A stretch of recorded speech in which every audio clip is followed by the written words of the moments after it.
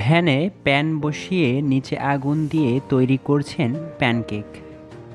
আটা, ময়দা, চিনি ও পানি মিশিয়ে উপর থেকে ঢেলে দিচ্ছেন ডাইসে। আর কিছুক্ষণের মধ্যেই একটি ডিম উপর থেকে ভেঙে দিচ্ছেন পিঠার উপর। আর তার পরপরই উল্টে দিচ্ছেন একটির পরে আরেকটি প্যান।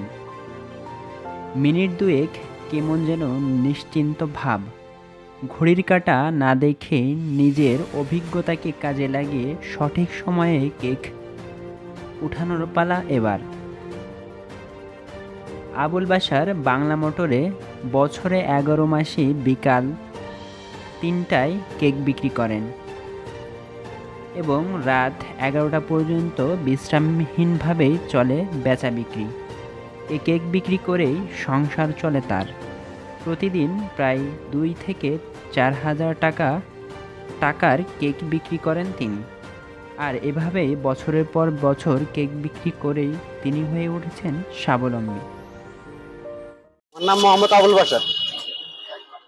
ডিম কেক বলে, একটি ডিম দিয়ে একটা কেক তৈরি হয়। এটা উৎপাদন তৈরি করার হয়েছে ময়দা, দুধ, চিনি, তেল, ডিম, গ্লুকোজ, বেকিং। আমি এটা ব্যবসা শুরু করি বিকেল 4টায়, তবে এটা কাজ শুরু হয় আমার বেলা 2টা থেকে। এটা রাতের 10টা, 10:30 পর্যন্ত থাকি এবিসি টাওয়ারের সামনে। এটা আল্লাহর রহমতে হয় 3,000, 3,500, 4,000, 4,500 টাকা পর্যন্ত বেচা কিনা আল্লাহর রহমতে চলে। মোটামুটি আল্লাহর রহমতে ভালোই চলতে পারি, চলাফেরা খাইতে পারি। তবে শুরুটা ছিল বেশ কঠিন। অনেকেই চাকরির পেছনে ছুটতে ছুটতে ক্লান্ত। তারা চাইলে এমন ছোট ছোট ব্যবসায় সংযুক্ত হয়ে স্বাবলম্বী হয়ে উঠতে পারেন আর ঘুচিয়ে নিতে পারেন বেকারত্বের লজ্জা।